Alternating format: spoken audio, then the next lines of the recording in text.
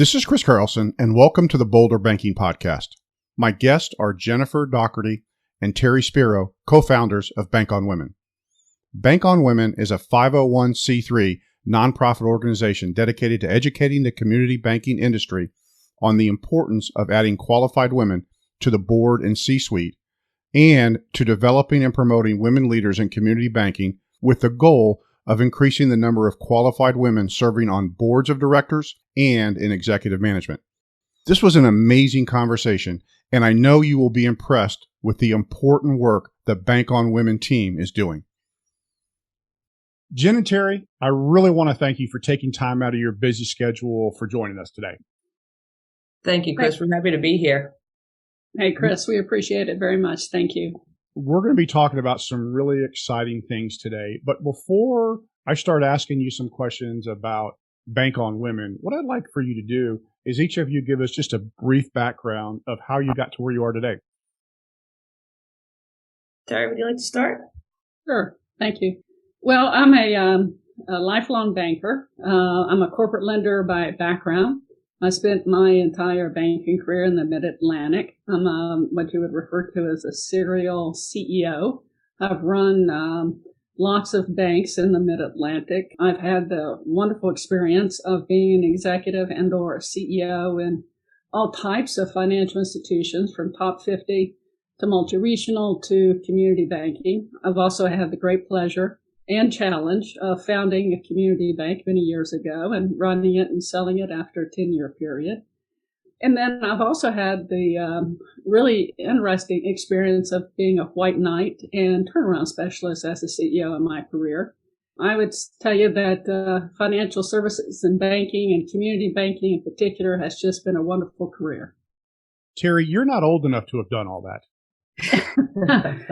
Well, I will tell you that I found out a few years ago that when I founded the community bank and was approved by the OCC, and there's a funny story associated with that. If we have time, I'll tell it at some point. I was the youngest bank CEO approved by the OCC at that time. So, I was probably too young for them to really have approved, but I really appreciate the fact they approved me at that time. That's great. Jen, how about you? Thanks, Chris. So like Terrie, I've spent my entire career in working with financial institutions and in particular community banks. But I kind of come at the world from the opposite side. I've been both a legal and financial advisor over the course of my career. And shortly after 9/11, I moved from the law firm side of the world to investment banking. To move to Sandler O'Neill and help rebuild the firm, and in particular, help build out the capital markets group there.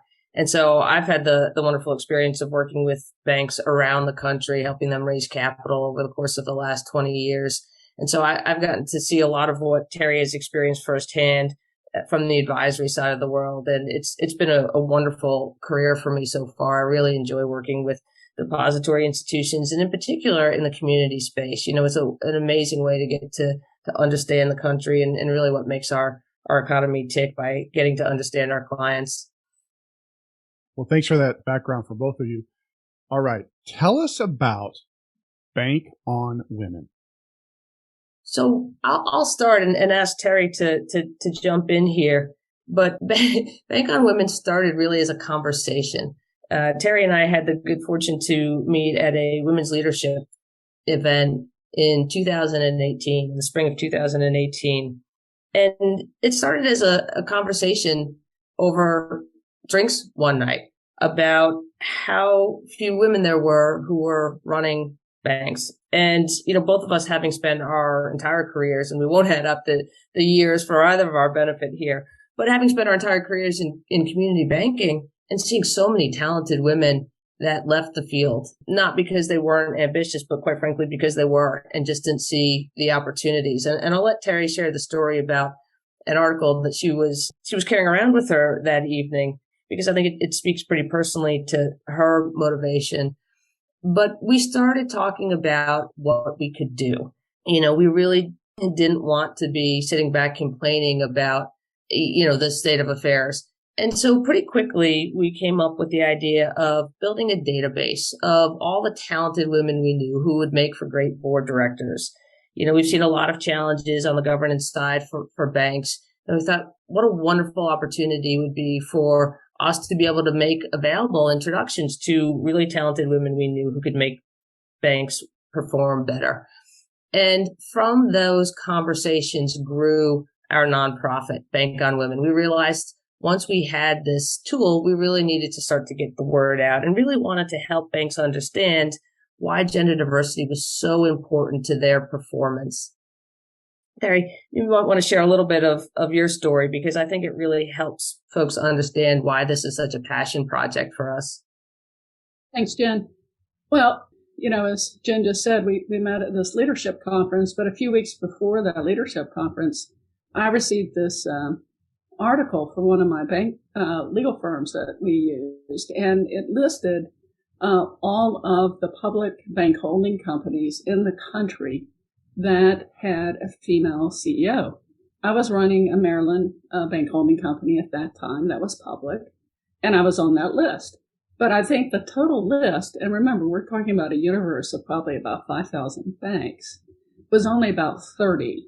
And I just remember sitting at my desk at the time, looking at this, and of course I recognized, I'd say probably at least a third of those names, and being shocked that, here it was at the time, I think probably about 2017 or so, and here were 30 CEOs in the entire country out of some 5,000 institutions. And I thought, how could this be? So I really was disappointed. I was discouraged, and I was also angry. So I took that clipping with me to this leadership conference, and I thought, well, this would be a conversation starter, because the entire attendees were all professional women, mostly from regulated industries, not just banks. And then, as Jen said, we struck up this conversation. And from that conversation was the impetus to found our not-for-profit Bank on Women, because, as the lone bank CEO for so many, many years in markets and even in regions, I just felt that something had to be done. And the reason that we are so passionate about this, Chris, is that we have done the research. We know the benefits of gender diversity in the boardroom and in the C-suite. And we are such fans of and champions of community banking. And we know the benefits of community banking to the economy and to the country at large. And we know that if gender diversity will be embraced by the industry, that they'll perform better, they'll be more competitive, and hopefully not only will they survive, but they'll thrive. So, Terrie, if you had not read that article, would there be Bank on Women today? That's a very good question. I will tell you that probably not. I probably would have gone to that conference, had conversations with a variety of people, probably including Jen, and would not have been fired up, would not have had the impetus, nor would I have really been aware of the small numbers at that particular time and even today, nor would I have joined forces with Jen and others on our board to create this not-for-profit and work towards this mission. Now, Jen, when Terrie and you started talking about this article, did you get as fired up as she was? Absolutely. As I mentioned earlier, I've seen in the community bank space from the advisory side, and I've seen the same trends over the course of my career that article reflected among banks. It is very difficult for a young woman to start calling on banks on her own. And I've seen a lot of really talented women leave. And I spend a lot of my time, I really like mentoring and training young people as they come up in their careers. And it is very difficult when you spend a lot of time putting resources into somebody and then they leave the field. So I really shared that experience. And I knew very clearly from the work I've done with banks, the management teams are what makes a bank successful. Spent a lot of time talking to investors about what it is that matters. And ultimately, you can have a great business plan, but investors are putting money into management teams.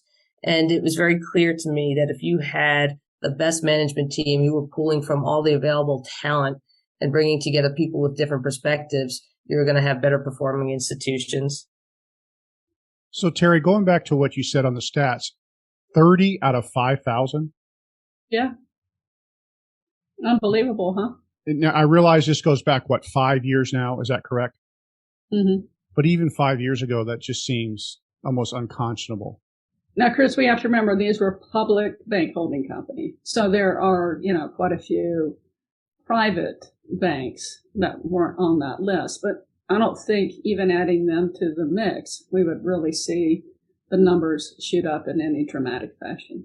And it's an interesting point here. We hear a lot about diversity fatigue. There's obviously been a lot of discussion about the importance of diversity. And I think people sometimes get tired of hearing the same thing over and over. The reason I think it still is top of mind is because it's hard to do. The numbers have not moved significantly. So as of the end of 2019, there were, of all the bank board seats in the country, only about 20% were held by women. Women are about 52% of the population.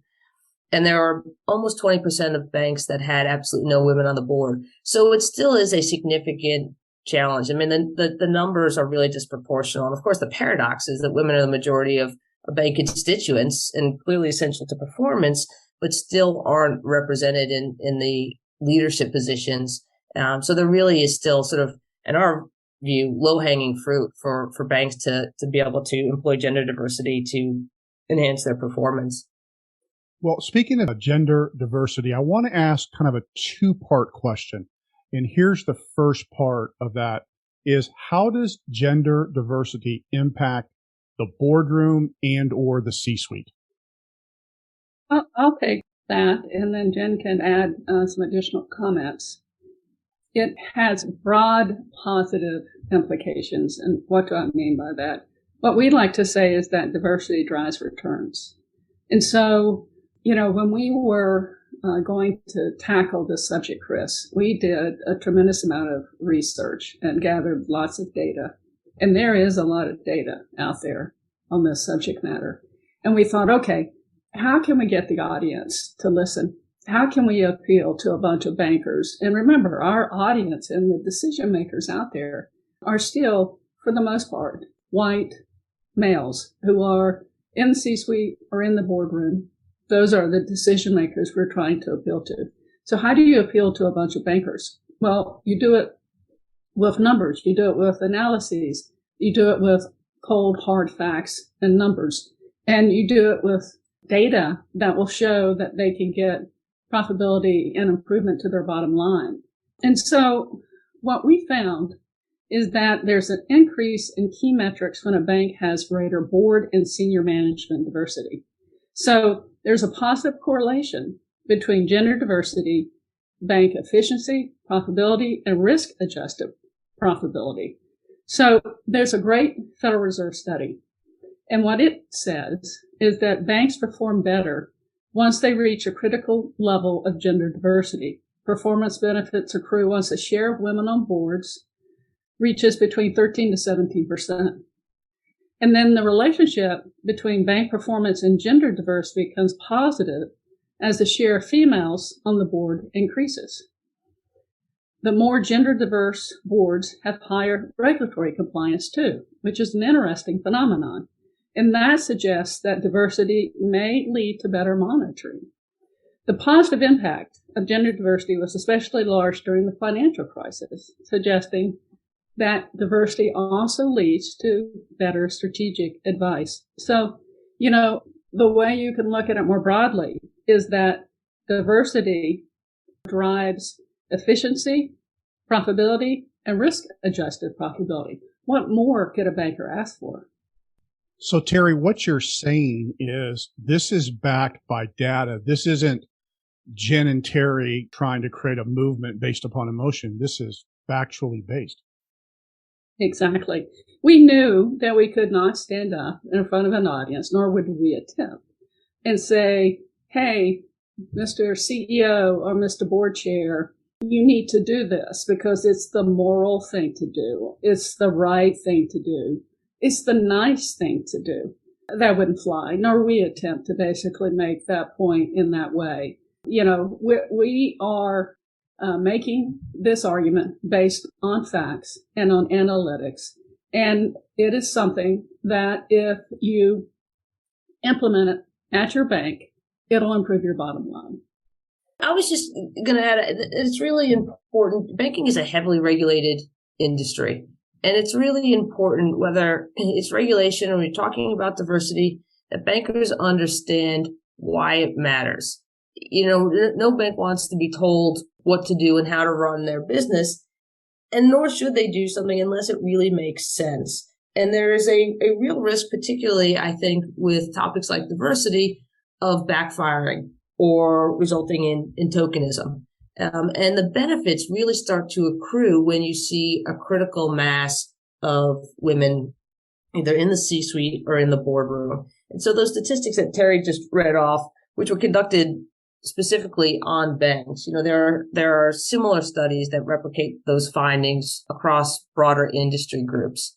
But the really important point there is this is about critical mass, and this is about improving the bottom line. I think there is certainly, you can make a moral argument, but I think banks need to do what makes the most sense. If their businesses aren't profitable, they're not supporting their communities. So I think it was really important to us to make clear that distinction. We've replicated some of that work, and it's really interesting. We took a look, for example, at NASDAQ traded banks. There was a rule that was adopted by the SEC at the end of last year that doesn't mandate a certain quota of board diversity, but that asks for publicly traded companies to disclose what their diversity statistics are. The reasoning being this is increasingly important for investors in making their investment decision. And we took a look at banks that had a critical mass of women on their boards and those that didn't. And these, again, are publicly traded banks between 1 and 10 billion in assets. We looked at the median ROA and the median core ROA. And across the board, whether it's a most recent quarter basis, year to date, or last 12-month basis, banks that had a critical mass of women on their boards outperformed. They'll give you one metric. They'll take median ROA on a year-to-date basis, 1.32% compared to banks that had no women on the board of 1.2. So every time we look at this data, the same correlations are replicated. So, Jen, I'm going to stick with you here. The second part of my gender diversity question, what impact does gender diversity have on innovation of an organization? So that's a really interesting question, Chris. I think especially because banks right now are facing a tremendous amount of pressure and also a tremendous opportunity to innovate. We've seen the rise of neobanks, the rise of non-bank lenders and deposit machines. So there's a lot. And of course, COVID increased the reliance on digital banking. So innovation is really been an accelerant in the banking space in a way that it hadn't been historically. And there's some interesting studies about diversity and innovation. The one study that I think is really pretty powerful. And when employees believe their organization is committed to inclusion, companies experience an 83% increase in innovation, nearly 40% better assessment of consumer interest and demand. There's a Boston Consulting Group study that was done that found that companies with better management diversity earned 38% more of their revenue on average from innovative products and services. And I think Terrie probably does a good job. There's a reason for that. And I think that the reason is sort of twofold. There's an aspect of cognitive diversity, which is having a group comprised of different viewpoints. If everybody thinks the same, it's really hard to come up with innovative ideas. And then there's some difference in leadership qualities that I think are important to have when you're pulling together a group that's making decisions. Now, Terrie, if you want to elaborate a little bit on that, because I think that's something also that you have seen quite personally in your career. Yeah, that's right, Jen. So a lot of the studies point to the fact that, women bring a different leadership style and different skill set to the marketplace when they're in key leadership roles. So I think this is interesting. There was data collected and analyzed on earnings calls from almost 5,000 companies. And they found that women CEOs have a higher score for positive sentiment and high scores for emotions in the categories of trust and anticipation. And that carries over into the workforce too, in terms of how women interact with employees and how they create a better workplace culture. There was I think a 2019 study, if I recall, that companies with higher levels of gender diversity and policies that focus on gender diversity have lower employee turnover. And senior level women, too, are more likely than senior level men to practice allyship. 38% of women or sponsor one or more women of color, compared to only 20% of men. And women managers are consistently doing more than their male peers to promote employee well-being, including, such things as checking on team members, helping them manage workloads, and providing support for those who are dealing with such things as burnout or navigating work-life challenges. All this adds up to a workforce that feels like they're being taken care of, like they're being appreciated by their managers, and they're happier, and then they'll basically be easier to retain. There is a direct tie between women in leadership and retention, and also the ability to recruit. So there are many aspects that are favorable for companies when you have women in leadership roles, whether it be in the C-suite or in the boardroom, that really start to add up, that affect a company in an altogether positive way. So, Jen, you mentioned women customers earlier. How important are women customers to banks? It's interesting. There was a study done in 2019 that looked at small business ownership of women. Women had started nearly 2,000 net new businesses a day in 2019. So you think about the primary lending that's done by community banks in particular, and it really is small business lending. Now, that's not necessarily just SBA, but you're lending to businesses in your communities by and large. So that's 2,000 net new businesses, net. So you're talking about businesses that have opened, that have closed. Those businesses employed nearly 10 million people and recorded about $2 trillion in revenues. So there's a huge opportunity for that customer base there. And this is really where the rubber hits the road. And I think this is really the opportunity. Startups founded by women pulled in about $18.6 billion in investments in 2019. Yet the lack of capital is the greatest challenge reported by female small business owners. So I think part of the challenge is if you don't have women represented in leadership positions, you're probably not aware of all the opportunities out there. If you take a look at wealth management, women are now the primary breadwinner in over 40% of U.S. households and comprise more than 50% of all stock owners in the U.S.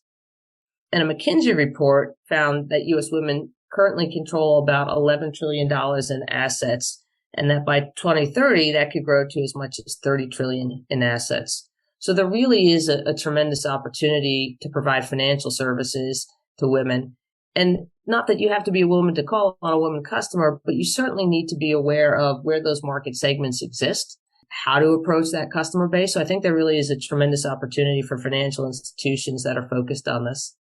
Tell us about the concept of the leaky pipeline and also how we repair it. I'll take that. It's a real phenomenon. It has been at work for a long, long time.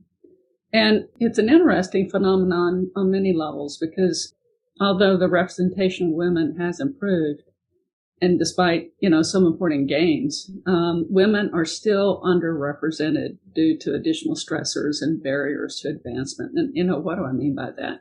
If you sort of peel back the covers and look at this broken pipeline, what you see is that women are promoted to manager at far lower rates than men. So, for example, for every 100 men promoted, only 86 women are promoted.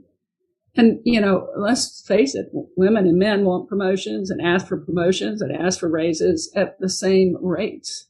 So it's not as if a woman doesn't want these things. But what happens routinely is that men are more likely to receive them. Now, here are some of the underlying issues. Men and women will enter the workforce in equal numbers typically. But as they approach sort of middle management, there's this fallout. This leaky, broken pipeline starts to have its effect.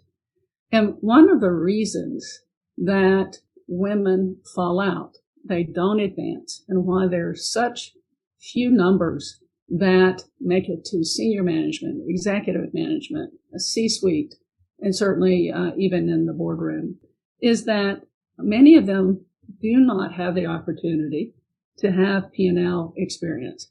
And P&L experience still is a tried and true pathway to C-suite and executive opportunities in the financial services world. So what happens is that men are 3 times as likely to be encouraged to consider a P&L role, and men are 2 times as likely to be promoted or selected for leadership training. 50% of men who are getting detailed advice about how to chart their path to a P&L role versus 15% of women surveyed. So almost twice as many men in the early stages of their careers had strategic support. They had a network. They had sponsors who championed them for these promotions and for this pathway. We've all seen this. Women, many, many times, are steered. They're steered to HR. They're steered to the retail side of banking. They're steered to marketing. They're steered to legal.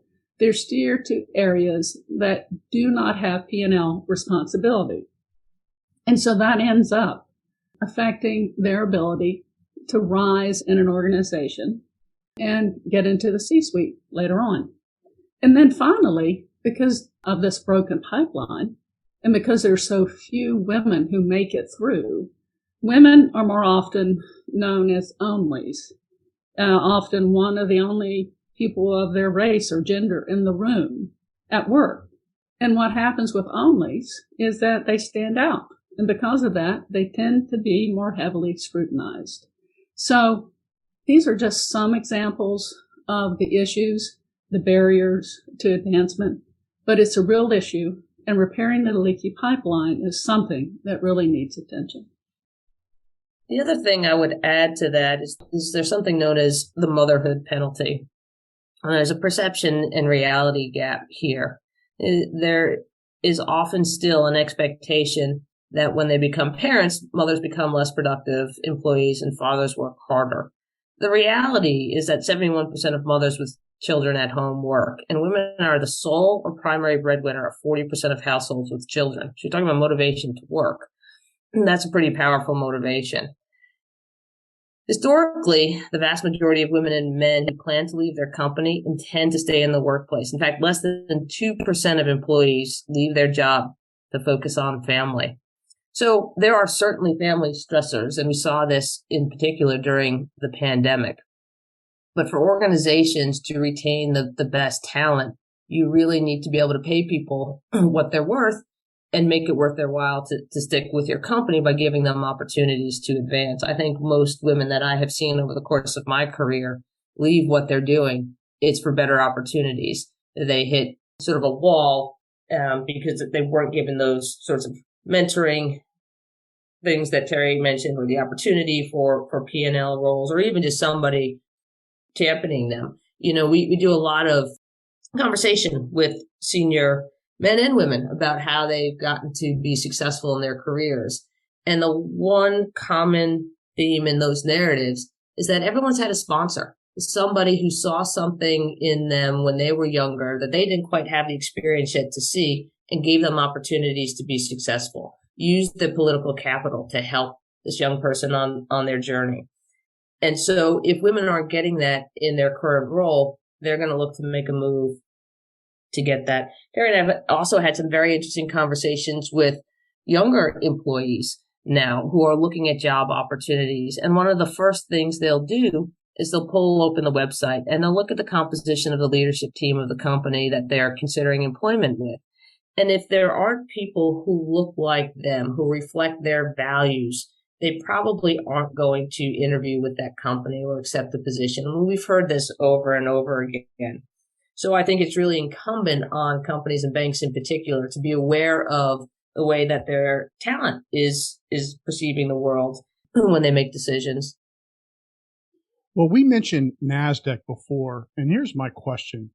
Is there pushback on diversity initiatives such as NASDAQ's board diversity rule?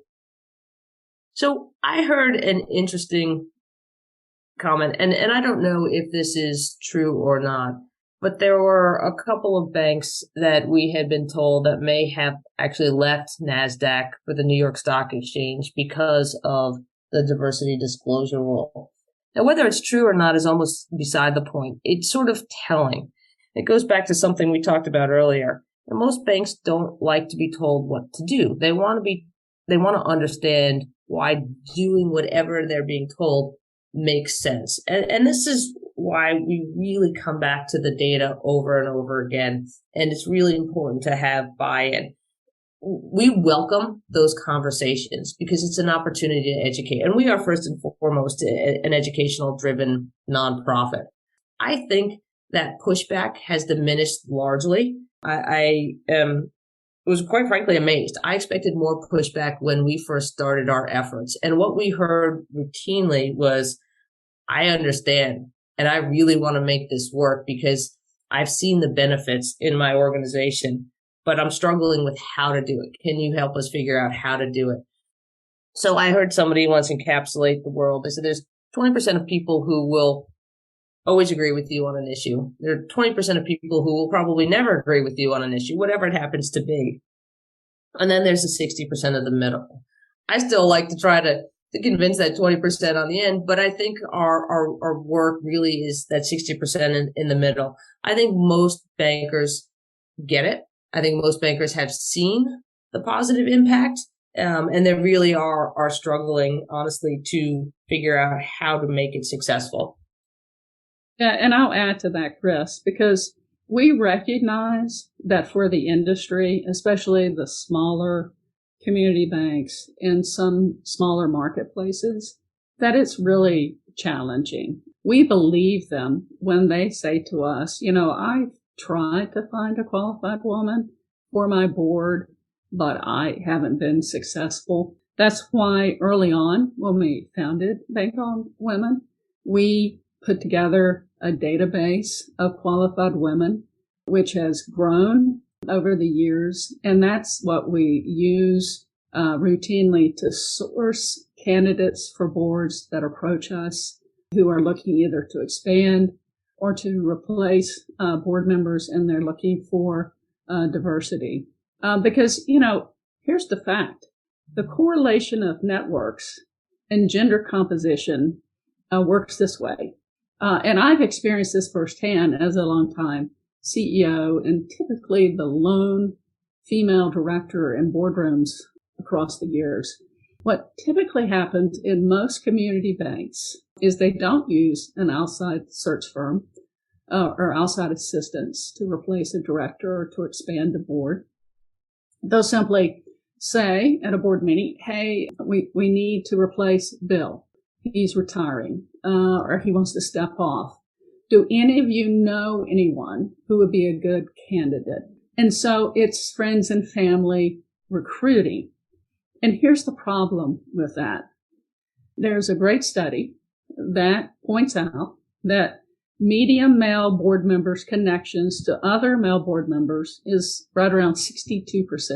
So they know each other. They run in the same social circles. They run in the same business circles. And so, sure, they're going to be able to suggest someone who, I guarantee you, looks like them, has similar attributes, background, viewpoints. But median male board members' connection to other female board members is 0.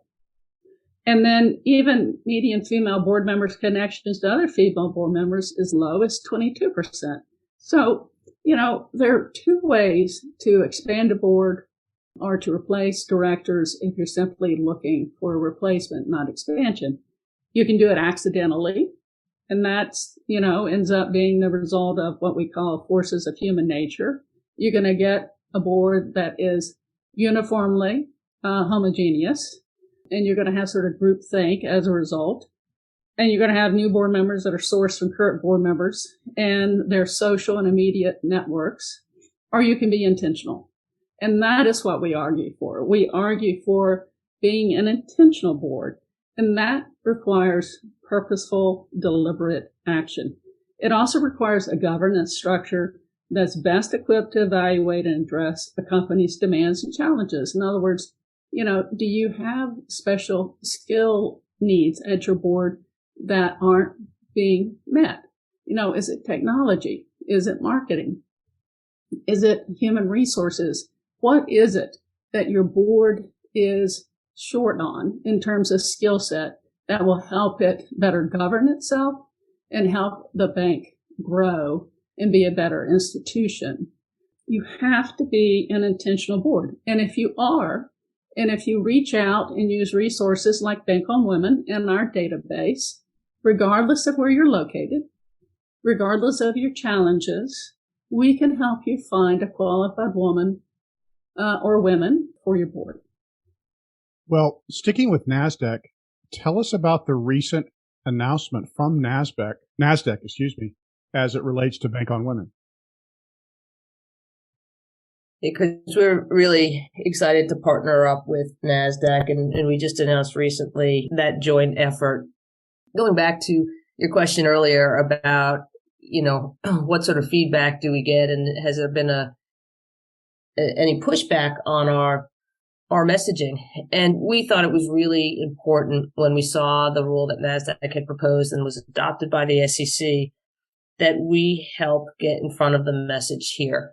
Again, whether it's true or not, the fact that there is at least a rumor that some banks were moving off of NASDAQ because of this rule just sort of echoed to us how important it was to help banks understand why this is important to them and how to make it important, how to make it work, and avoid the tokenism. So we've partnered up with NASDAQ. We are now their resource for banks and bank holding companies that are publicly traded to help comply with the rule. And what does compliance mean? So Terrie mentioned we certainly love working with banks, and we've been very successful in helping banks find women either in their markets or from our database, but that can enhance the board. We also really enjoy working with banks and the boards and the governance committees as they start on this journey. Not everybody is in a position to add a director. They may not want somebody to leave. They may not be ready to have those difficult conversations.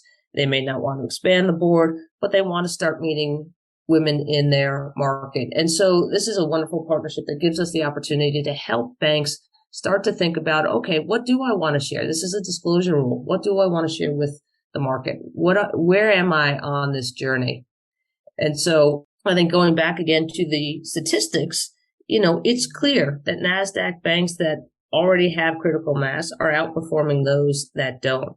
And so I think it's a really easy message to help share.